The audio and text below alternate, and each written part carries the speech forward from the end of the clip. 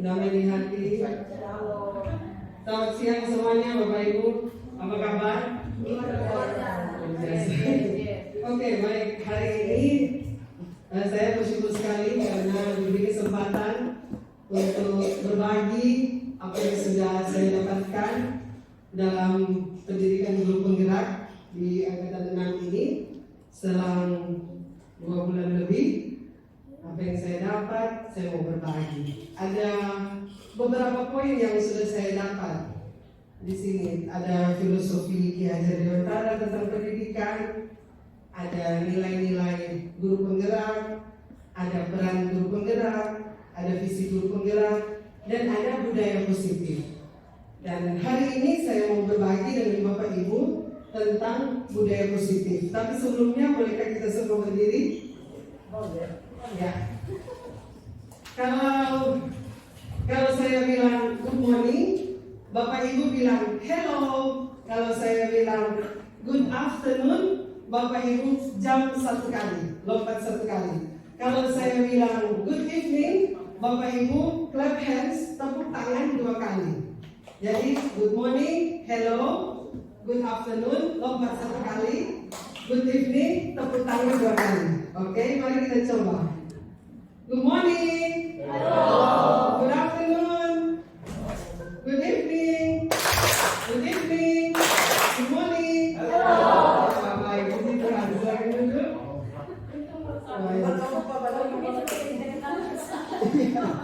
Iya, baik.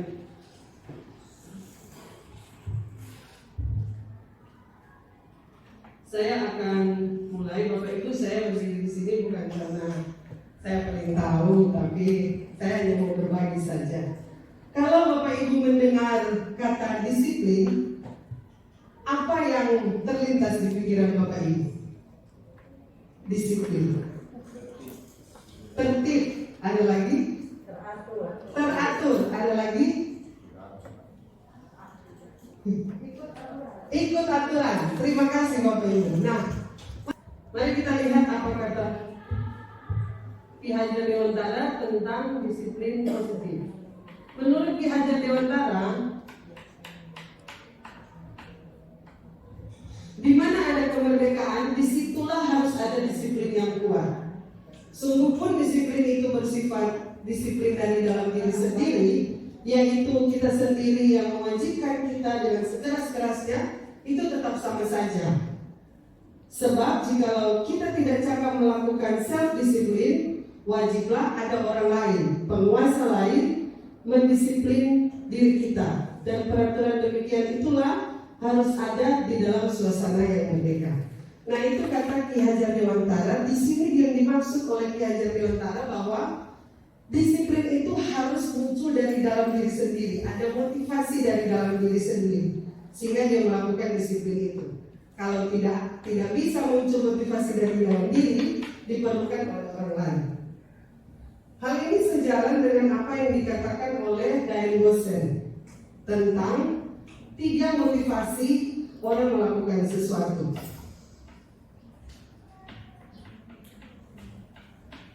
Menurut Diane Boston dalam bukunya Restructuring School Discipline, dia bilang orang itu melakukan sesuatu, orang itu disiplin, ada 3 motivasinya. Yang pertama, untuk menghindar ketidaknyamanan atau hukuman. Jadi supaya dia tidak dihukum, dia bersikap disiplin. Yang kedua, orang berperilaku disiplin untuk mendapatkan penghargaan, untuk mendapatkan hadiah. Dia bersikap disiplin supaya diberikan penghargaan. Yang ketiga, hal ini sejalan dengan yang dikatakan oleh KHD, orang berperilaku disiplin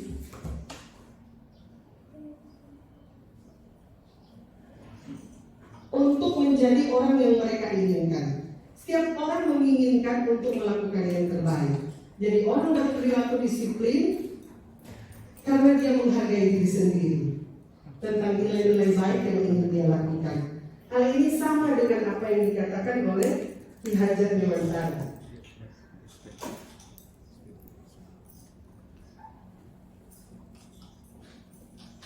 Seluruh tindakan manusia, Bapak Ibu, memiliki tujuan tertentu. usaha kita yang terbaik, untuk mendapatkan sesuatu yang kita inginkan, itu berarti kita punya tujuan. Nah, ketika kita mendapatkan apa yang kita inginkan, sebetulnya kita sedang memenuhi kebutuhan dasar kita sebagai manusia. Mari kita lihat beberapa kebutuhan dasar manusia. Ada 5 kebutuhan dasar manusia. Yang pertama, kebutuhan untuk bertahan hidup, kebutuhan kasih sayang atau rasa diterima. Yang ketiga, kebutuhan kesenangan. Yang keempat, kebebasan. Yang kelima, penguasaan.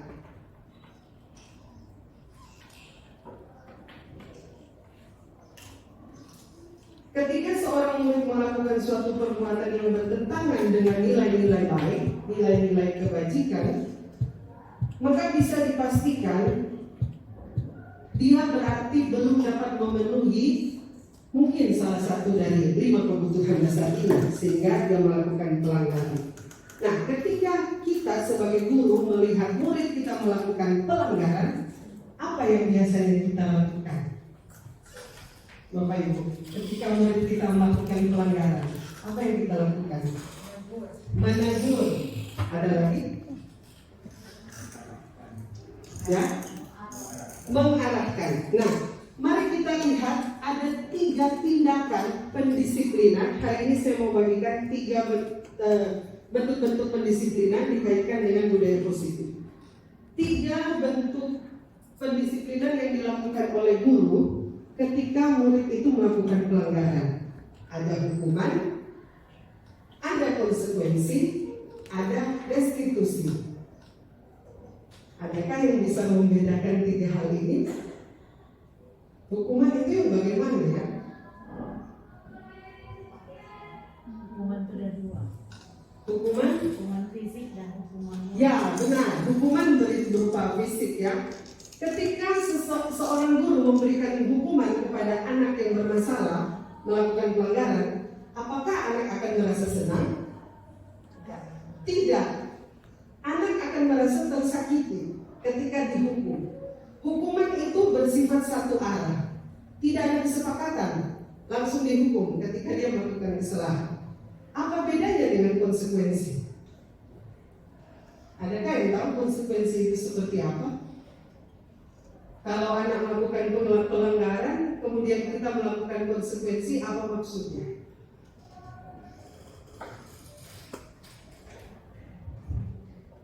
Baik, saya akan bagikan. Kalau hukuman tidak ada kesepakatan, tiba-tiba dia berbuat salah dihukum. Kalau konsekuensi, di awal sudah ada kesepakatan. Tidak boleh main HP sementara jam pelajaran berlangsung. Kalau main HP, ini hukumannya. Ini konsekuensinya. Nah, ketika anak melakukan pelanggaran itu, konsekuensinya dia sudah tahu.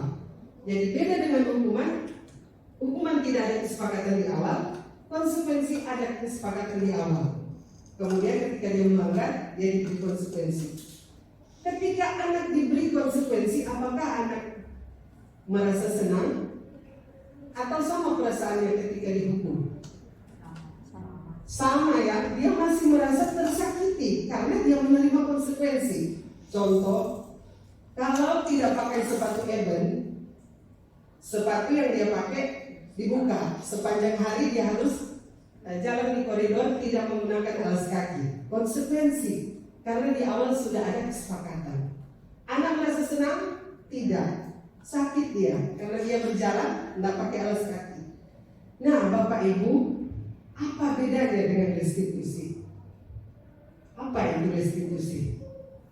Restitusi adalah ketika seorang murid melakukan kesalahan, disinilah guru akan memberikan kesempatan kepada murid untuk menyadari kesalahannya dan menuntun murid dengan baik sehingga dia bisa menemukan solusi dari kesalahan itu.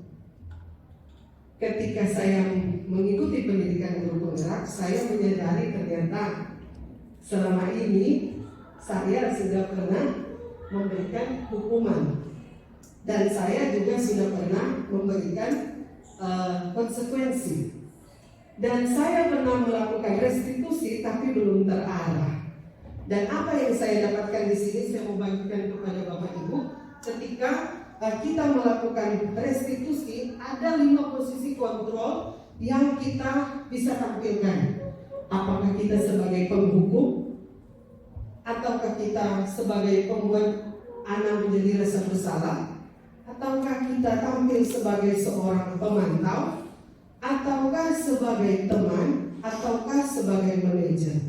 Sebagai manajer itu ada di level paling tinggi. Nah, ketika guru mempraktekkan posisi kontrol sebagai manajer, dia akan melakukan restitusi dengan tahapan seperti ini. Ada 3 tahapan restitusi. Yang pertama, menstabilkan identitas. Yang kedua, validasi tindakan yang salah. Yang ketiga, menanyakan keyakinan. Apa yang akan kita lakukan di 3 tahap ini?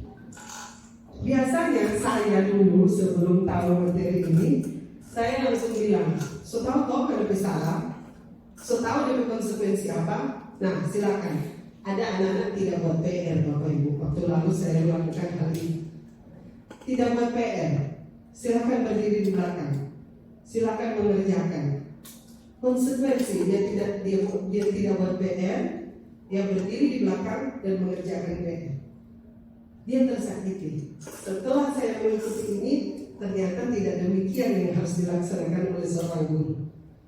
Dipanggil anak itu. Kemudian tahap pertama dari restitusi adalah menstabilkan identitas. Di bagian ini, guru akan menyatakan kepada siswa bahwa guru tidak mau mencari siapa yang salah dalam hal ini, tapi guru mau meyakinkan bahwa guru akan bersama-sama dengan dia.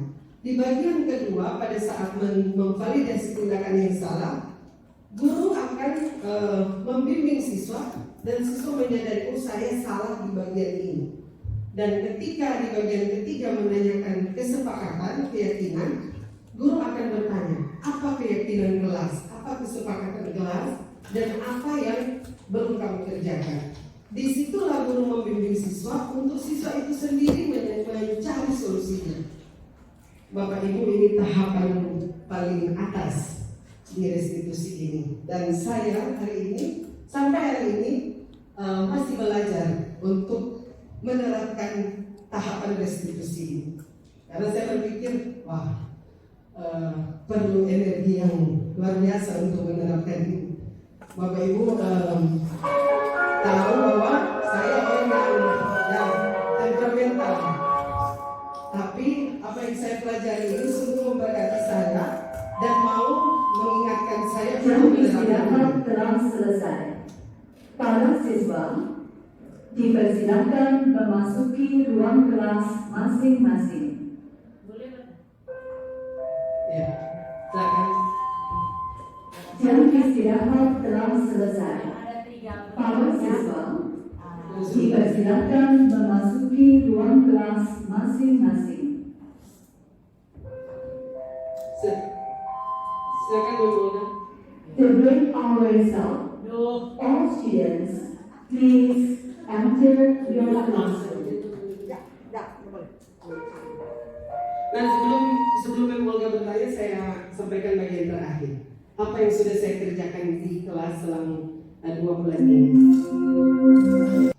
Jadi saya mau bagikan yang sudah saya kerjakan selama 2 bulan ini. Yang pertama adalah saya dulu membuat aturan di kelas, saya ganti dengan istilah kesepakatan kelas atau keyakinan kelas.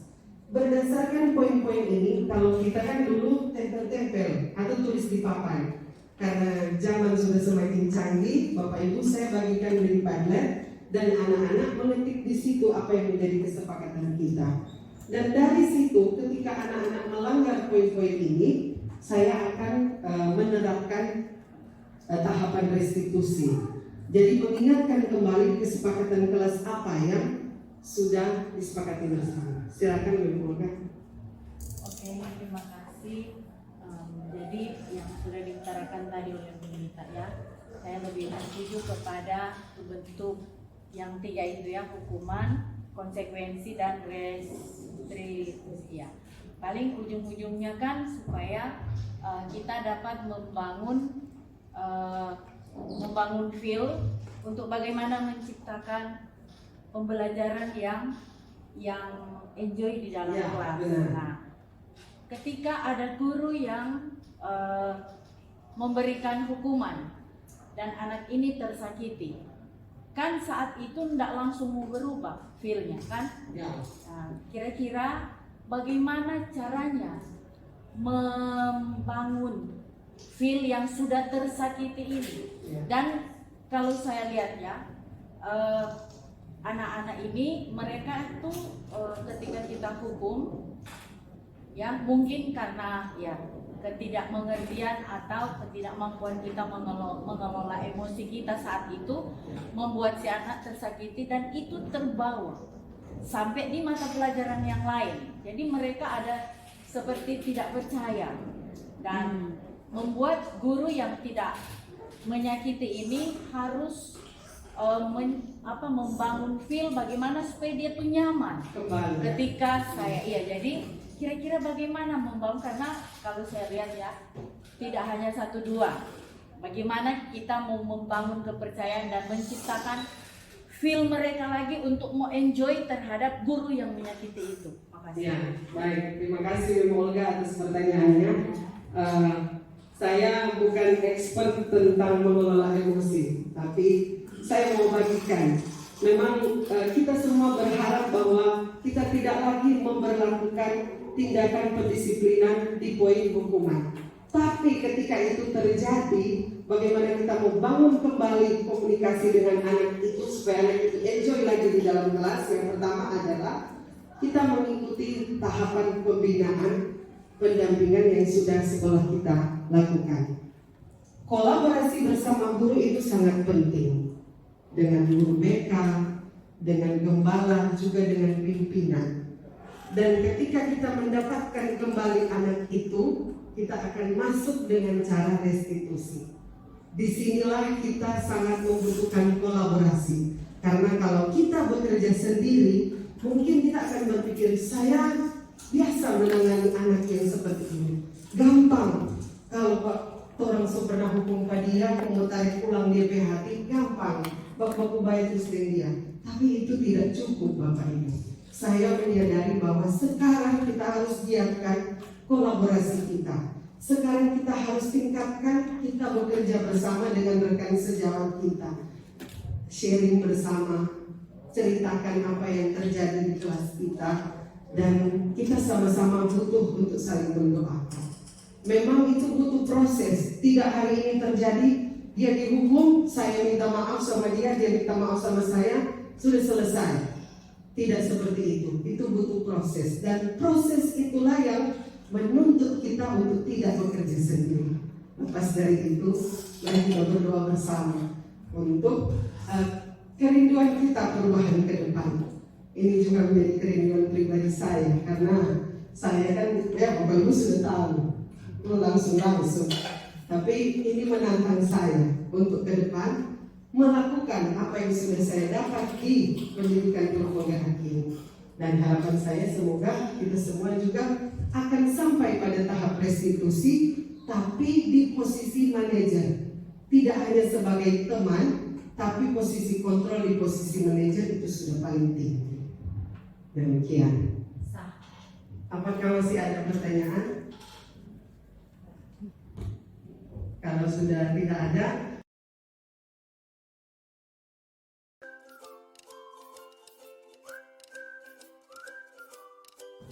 Jonathan, Leon, Rahim melihat kalian sedang bermain kafe ya pada saat jam pelajaran bahasa Inggris. Kenapa itu bisa terjadi? Ya memang, jadi saya bermain di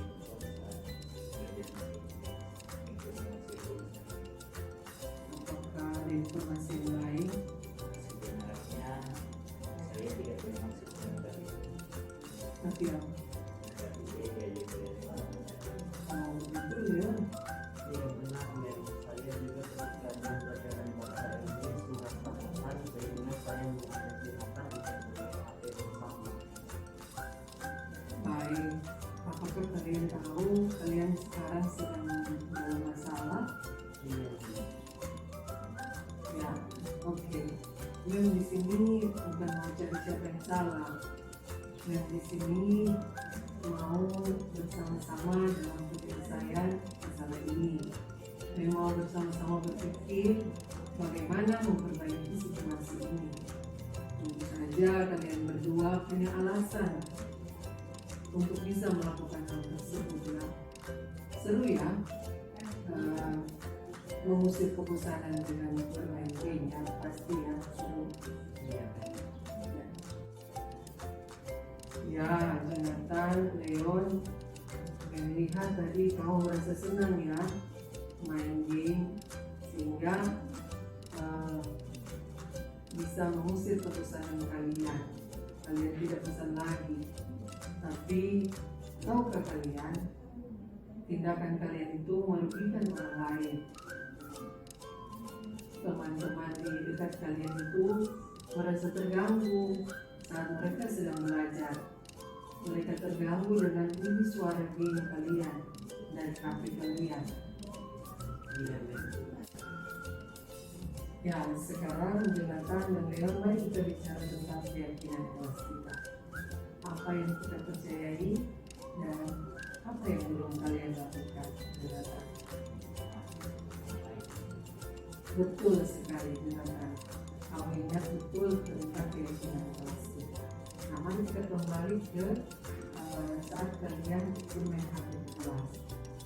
Teman-teman kalian merasa terganggu. Apakah kalian sudah mempraktikkan menghormati orang lain?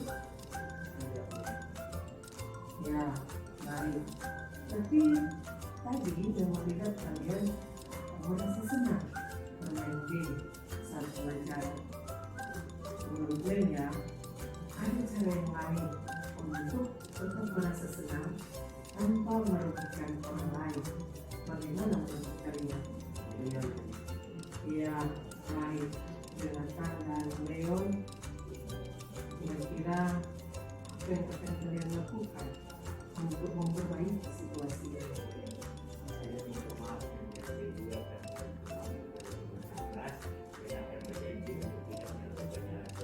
Ya, Leon, Saya akan meminta maaf kepada teman sekolah dan saya tidak berbicara.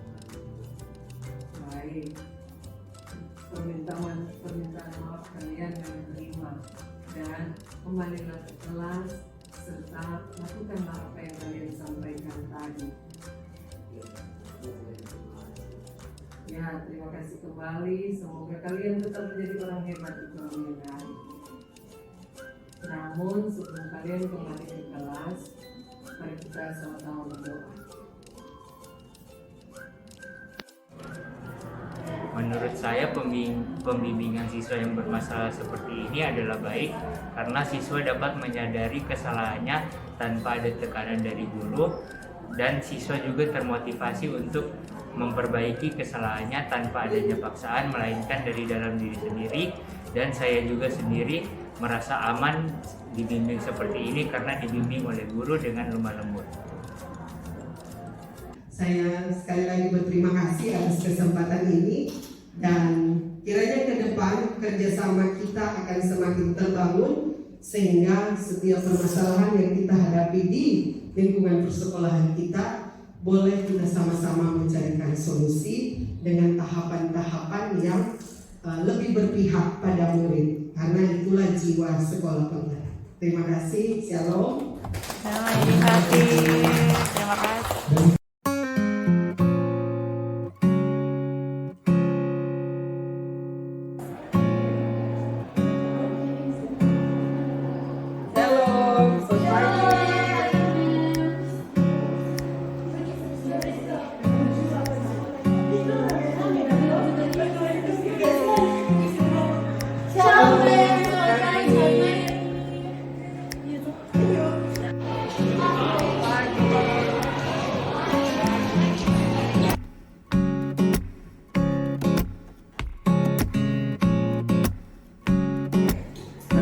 Baik anak-anak, hari ini kita mulai dengan membuat kesepakatan kelas atau keyakinan kelas.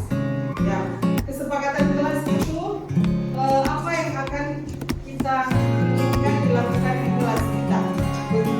Mem kasih contoh.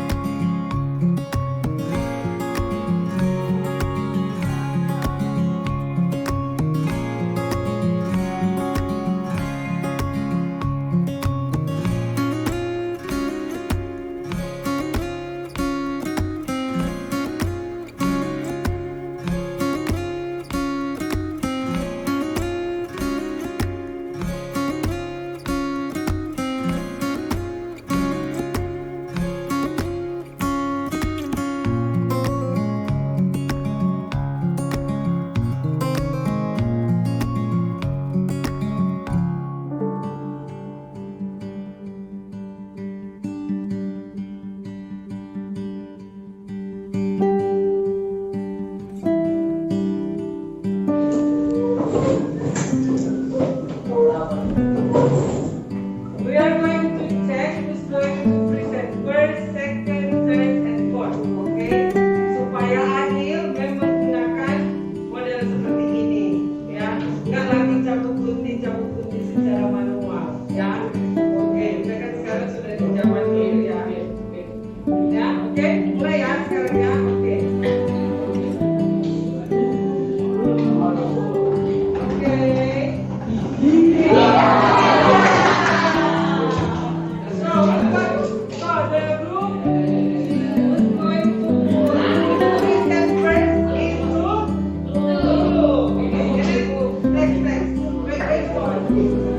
Next ya.